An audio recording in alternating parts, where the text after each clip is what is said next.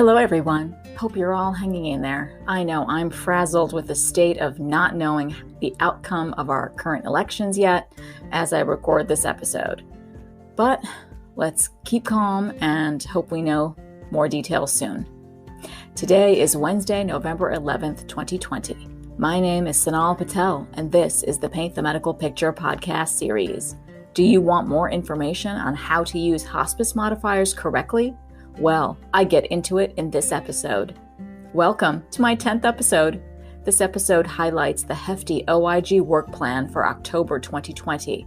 I also deliver my trusty tips on how to use hospice modifiers correctly, and I share a profound note from South Africa's Nelson Mandela. If you've checked me out on LinkedIn, you know I'm all about compliance and protecting our physicians and valued healthcare professionals when it comes to the business of medicine. I hope this week with me brings you enough to take back to your organizations, to want to dive in deeper, to use my tips and best practices to ensure success. I hope this podcast will help you boost the quality of documentation capture and improve coding accuracy as you help your providers paint the medical picture.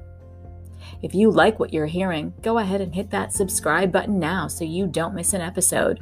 Please write in a review and rating on Apple Podcast or wherever you listen to my podcast. I'd really love your support. Now, a quick disclaimer.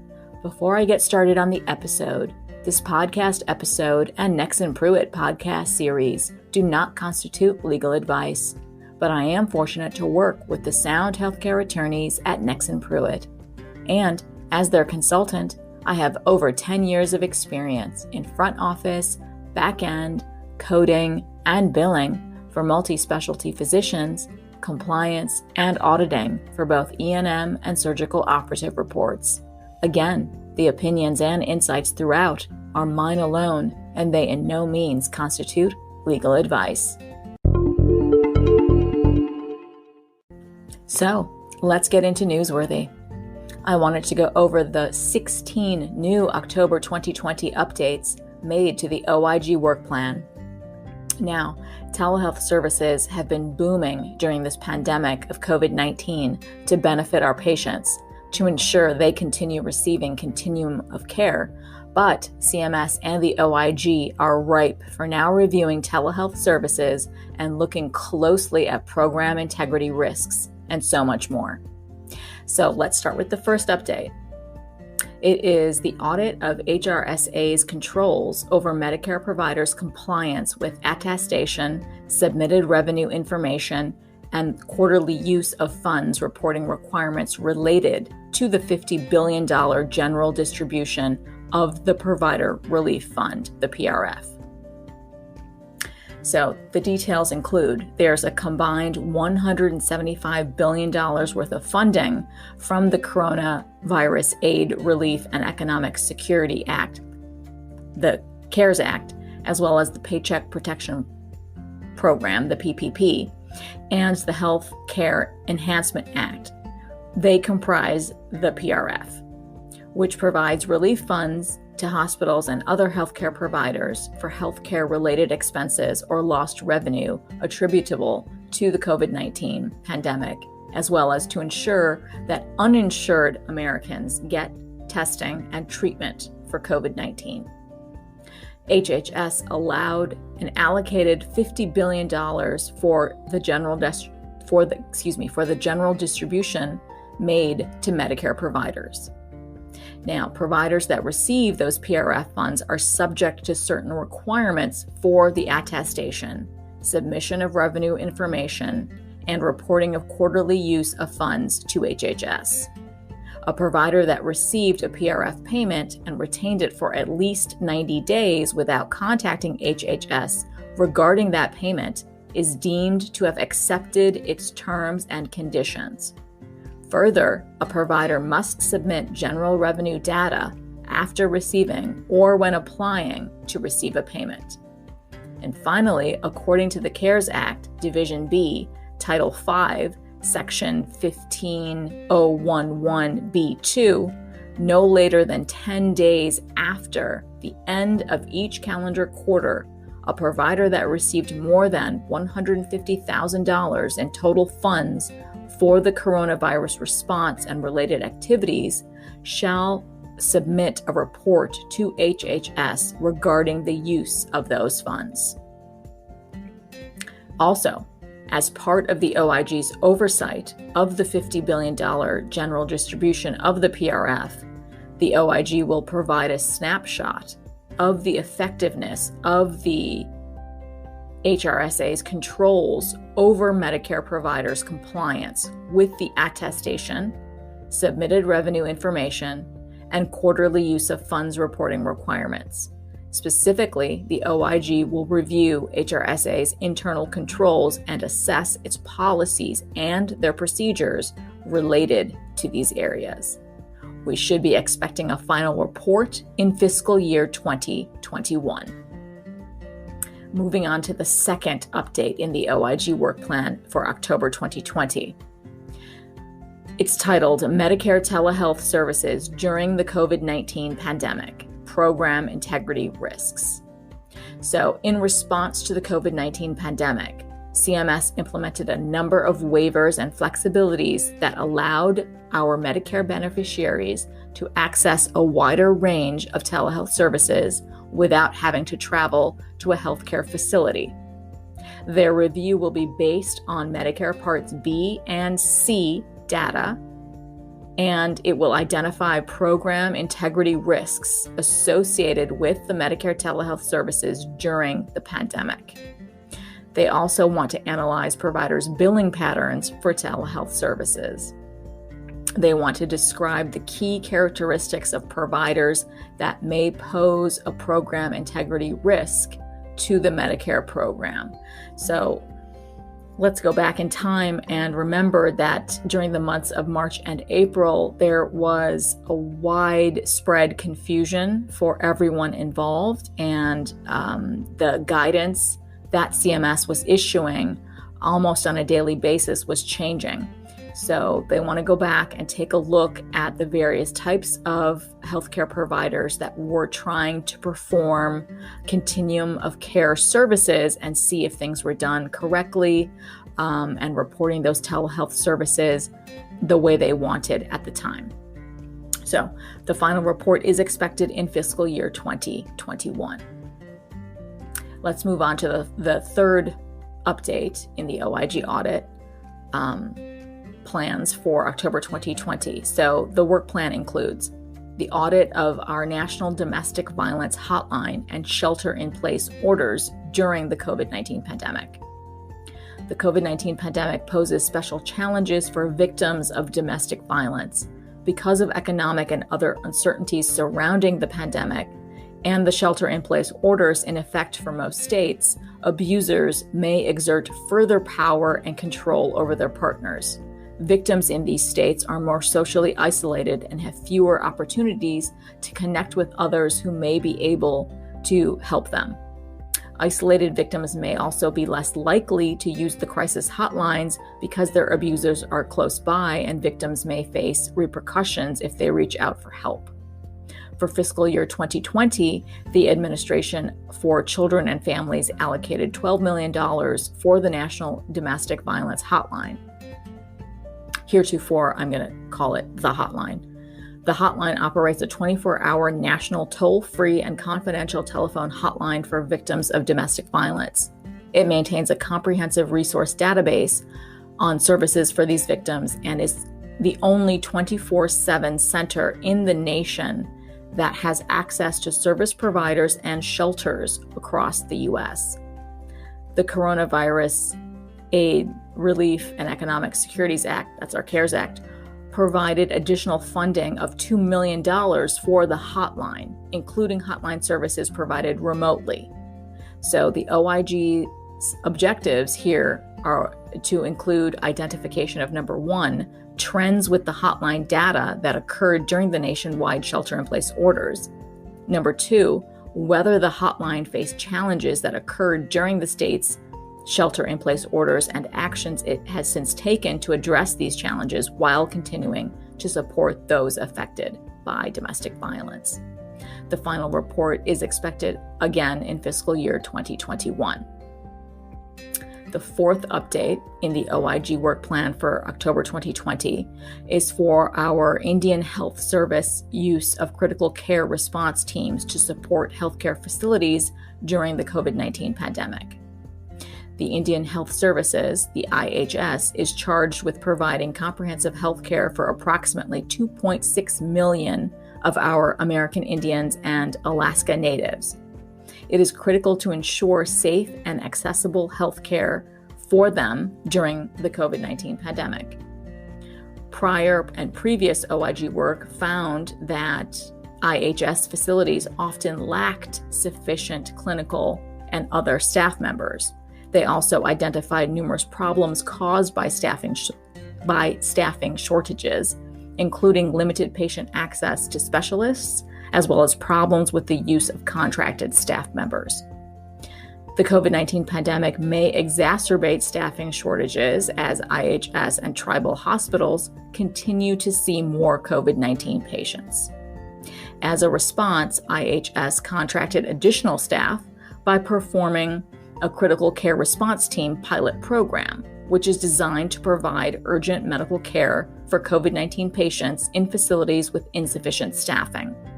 The teams are also charged with preparing and training frontline healthcare staff on evidence-based and best practices, supporting clinical decision-making, and providing consultations and advice on hospital operations, as well as how to manage critically ill patients. Now, as of September 29th of 2020, IHS has deployed 5 teams to provide services at 6 IHS-operated facilities, as well as 3 tribally operated facilities, and they've planned to make the program a longer-term part of the IHS operations. Doing this could help remedy long-standing staffing shortages at IHS facilities.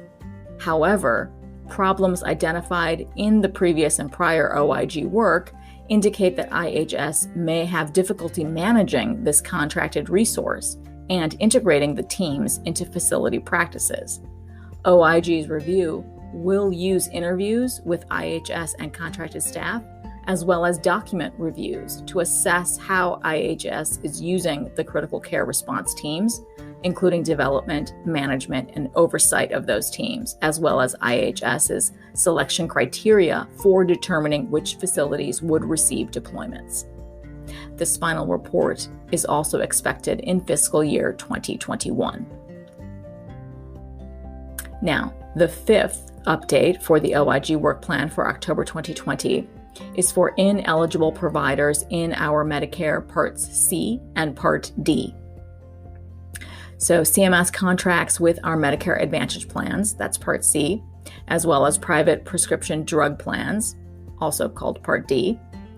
And they offer Part C and Part D managed care benefits to eligible beneficiaries. Federal law prohibits Medicare payments for services provided or prescriptions written by individuals or entities who are excluded from federal healthcare programs. They're called our excluded providers when the sponsor knows or has a reason to know of the exclusion. Federal regulations also prohibit Medicare payments to ineligible providers whose billing privileges have been deactivated, denied, or revoked. The OIG wants to conduct this report for a nationwide audit of the Medicare Parts C and Parts D programs for calendar years 2018 and 2019 to identify ineligible providers that had been excluded, precluded, or deactivated as Medicare providers, but moved on and provided services through Part C and Part D as sponsors.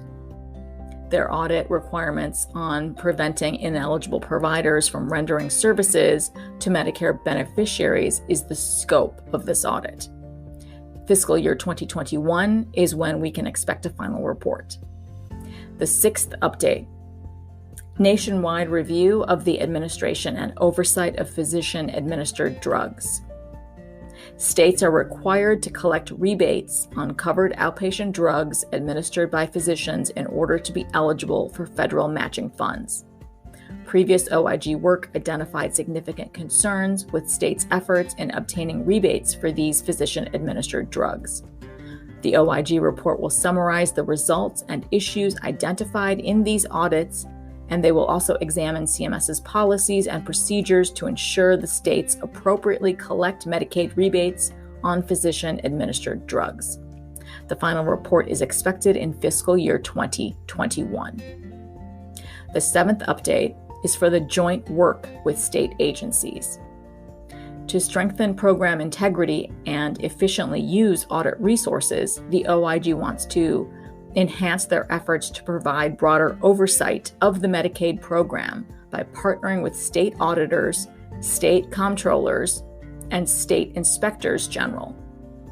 Federal-state partnerships will provide effective methods that address improper payments in fee-for-service programs such as home health, hospice, and durable medical equipment, and in managed care. OIG will partner with states to, number one, address known vulnerabilities that it has identified in both Medicare and Medicaid to curb such vulnerabilities in Medicaid nationwide, as well as, number two, to identify new areas that put the integrity of the Medicaid program at risk. This final report is expected in fiscal year 2021. The eighth update is for the mandatory review of HHS agencies' annual accounting of National Drug Control Program funds. The Office of National Drug Control Policy Circular, Accounting of Drug Control Funding and Performance Summary, requires agencies expending funds on National Drug Control Program activities to submit an accounting of the expenditure of such funds made during the previous fiscal years. The policy also requires that an agency submit with its annual accounting an authentication provided by the agency's OIG that expresses a conclusion on the reliability of the agency's assertions. The circular states that if an agency's prior year drug-related obligations were less than $50 million, the agency would not be subject to these authentication requirements.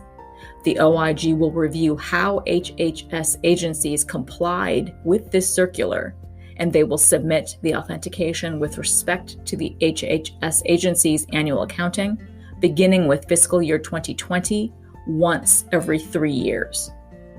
The expected issue date for the final report is fiscal year 2021. Now, the ninth update for the OIG work plan for October 2020 is for the risk assessment of Puerto Rico Medicaid program. The Puerto Rico Medicaid program is a 100% managed care program that provides health services to more than 1 million beneficiaries. In December 2019, Congress provided Puerto Rico additional funding under the Further Consolidated Appropriations Act of 2020. And it also contains anti-corruption measures, which include requirements for OIG to develop and submit to Congress a report identifying payments made under Puerto Rico's Medicaid program to managed care organizations that are at high risk for waste, fraud, or abuse, and they plan for auditing such payments. The final report is expected in fiscal year 2021. The 10th update is for the audit of state efforts to locate eligible children missing from foster care. So Title 4E of the Social Security Act established the federal foster care program, which helps states provide safe and stable out-of-home care for children who meet certain eligibility requirements until they are safely returned home, placed permanently with adoptive families, or placed in other planned arrangements. The OIG will examine whether states' reporting of their missing foster children is in accordance with federal and state requirements. They will conduct a survey to determine the approaches that state agencies have adopted pertaining to missing Title 4E foster children for the periods of July 1st, 2019 through September 30th, 2020. Their objective is to determine whether selected state agencies are in compliance with federal and state regulations pertaining to reporting and locating missing Title IV foster children to ensure the safe return of each child. They will also analyze historical data concerning missing foster children to determine whether there is a correlation between missing Title IV foster children and state agencies' policies and procedures. The final report is expected in fiscal year 2021. Now, the 11th update is for the OIG oversight of state Medicaid fraud control units, the MFUCUs. The 50 state MFUCUs, located in 49 states and the District of Columbia, investigate and prosecute Medicaid provider fraud, as well as complaints of patient abuse or neglect in Medicaid-funded facilities and board and care facilities. OIG provides oversight for the MFUCU and administers a federal grant award that provides 75% of each MFUCU's funding. As part of OIG's oversight, we provide them with guidance. This is the OIG. The OIG provides guidance to the MFUCUs. They assess their adherence to federal regulations, policy, and performance standards. They also collect and analyze performance data. The OIG will also provide technical assistance and training and will identify effective practices in MFUCU management and operations. The OIG will perform on-site reviews of a sample of MFUCUs. Fiscal year 2021 is when we can all expect the final report. The 12th update is for the comparison of average sales prices and average manufacturer prices.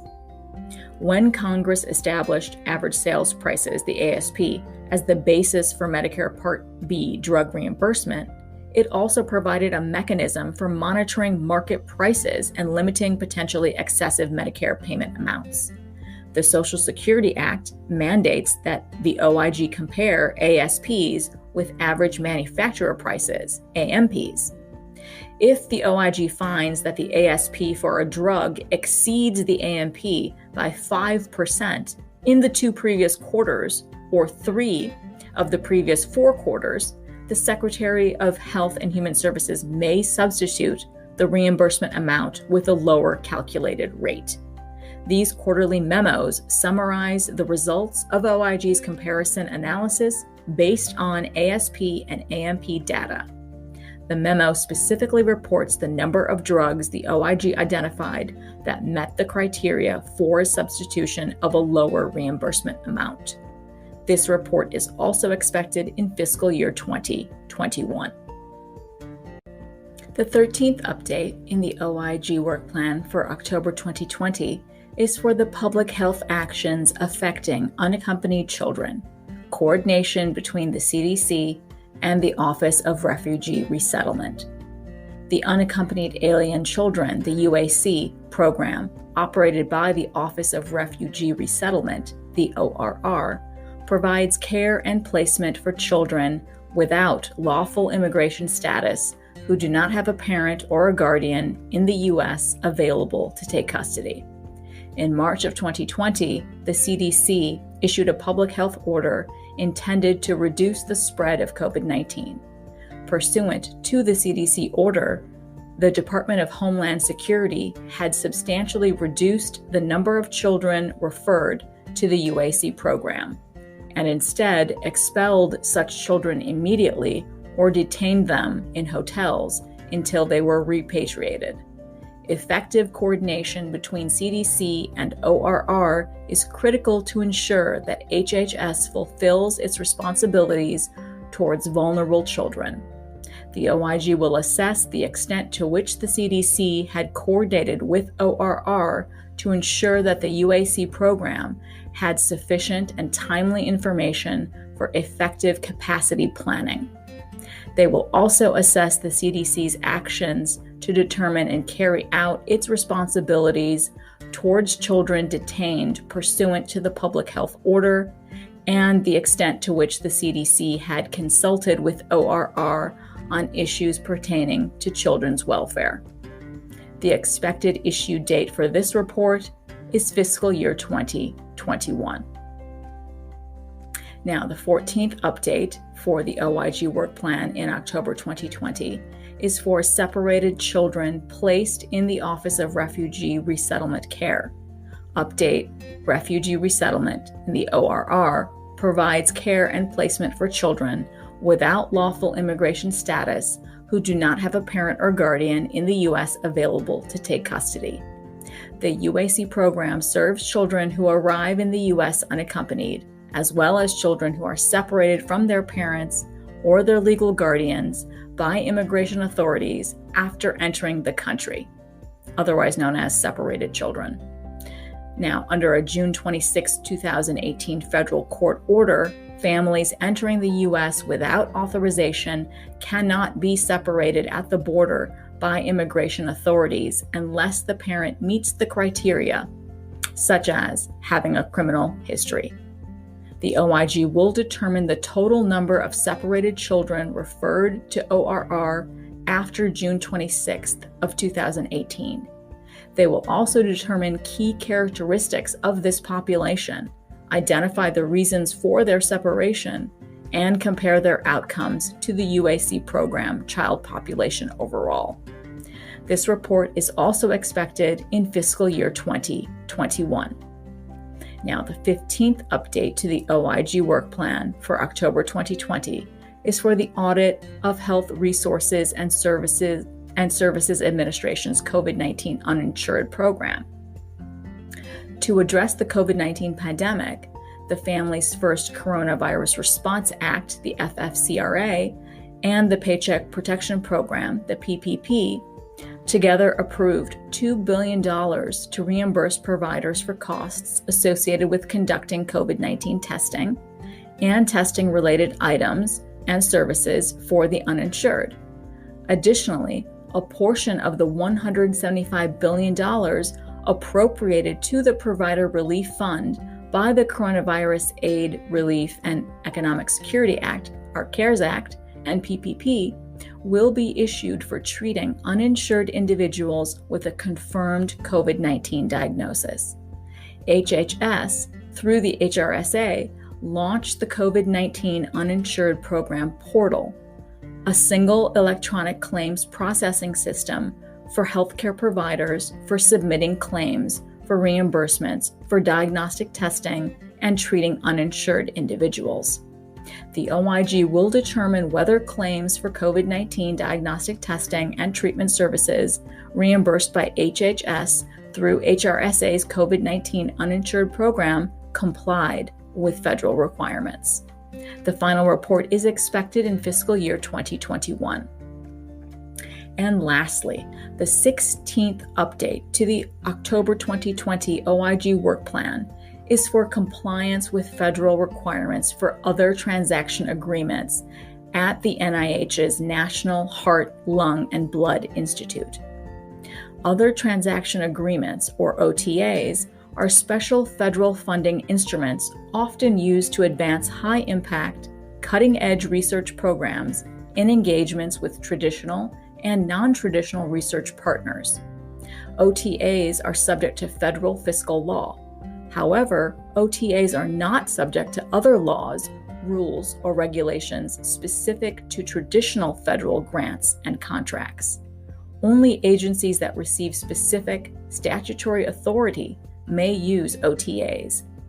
The NIH's National Heart, Lung, and Blood Institute has received such authority between fiscal years 2017 and 2019 and has issued OTAs valued at over $80 million. The OIG will audit the National Heart Institute's processes for awarding and administering OTAs and determine whether they have complied with federal requirements applicable to its OTA authority. Now, this final report is also expected in fiscal year 2021. Wow. So, the OIG is intending for all 16 of these reports to be issued in 2021. They are clearly hard at work despite the status of the public health emergency and the chaos it has brought. Now, in my opinion, these reports with findings are always most interesting and informative to me, and I look forward to analyzing them in the new year ahead. It's also important for my listeners to keep an eye on these monthly OIG work plan updates to see how they may impact you, your provider, or your healthcare system. Remember, stay tuned for my monthly OIG work plan updates because they drop the second Wednesday of each month.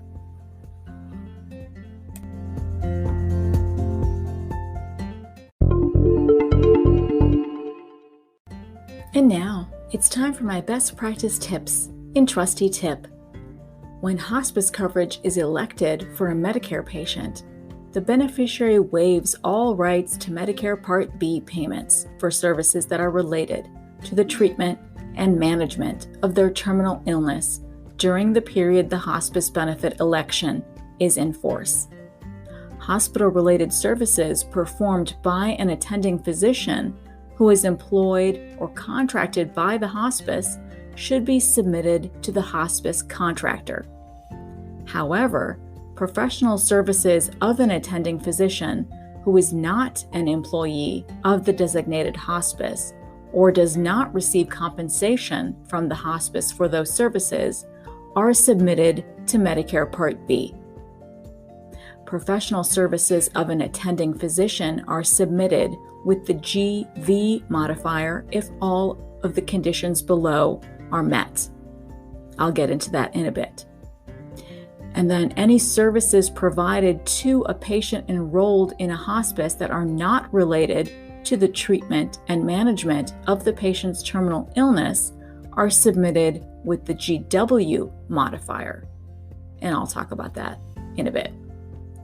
For purposes of administering the hospice benefit provisions, an attending physician means, in this case, an individual who is a doctor of medicine or osteopathy, or is a nurse practitioner. Specifically, however, this nurse practitioner's services must have been furnished on or after December 8th, 2003.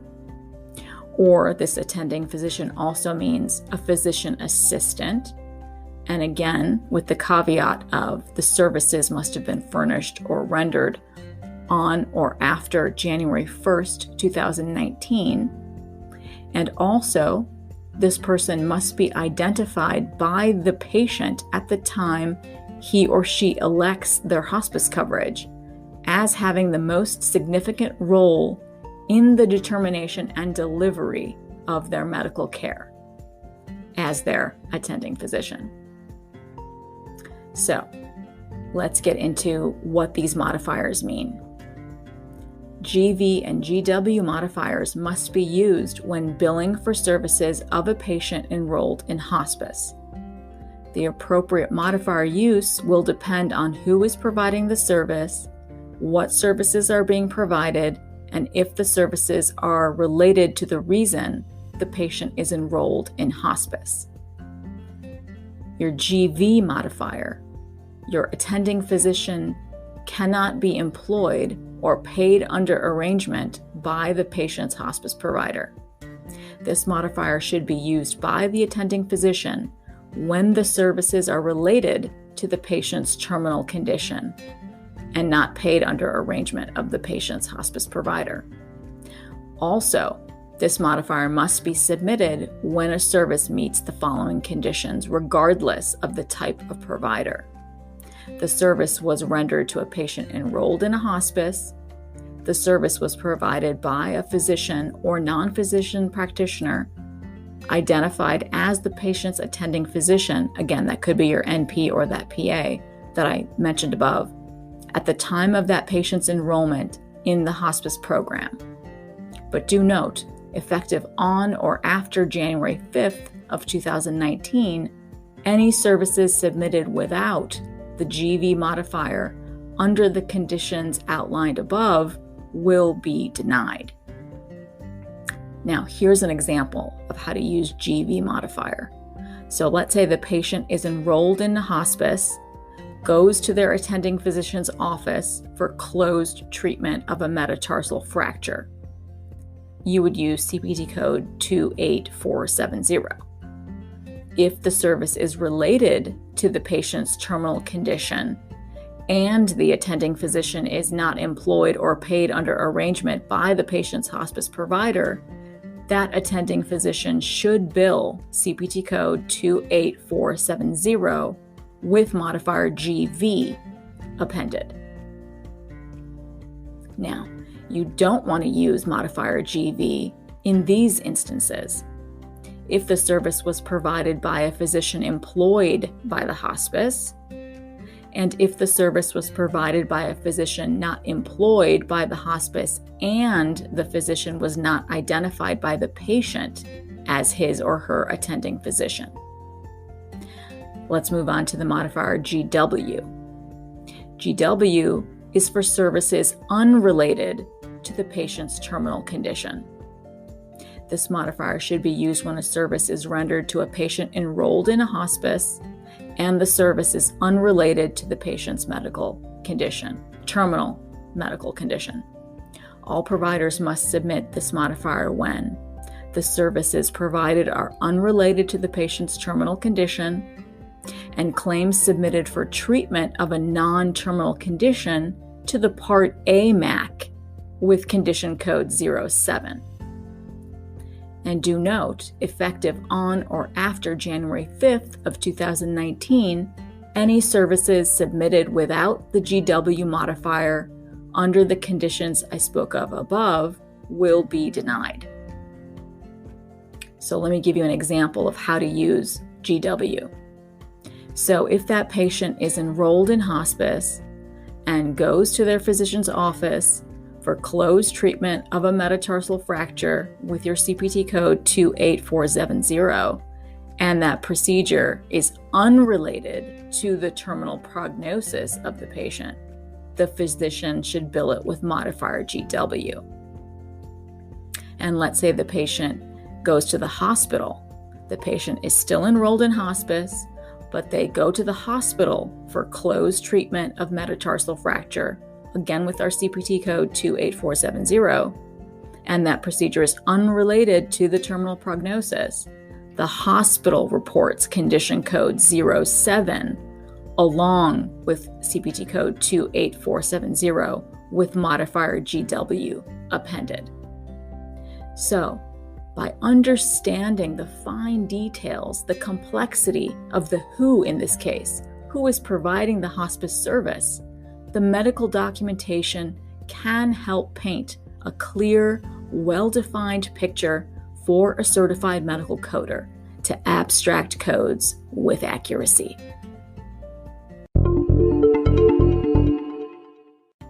And finally, this week's inspiring quote in Spark is from Nelson Mandela. Education is the most powerful weapon which you can use to change the world.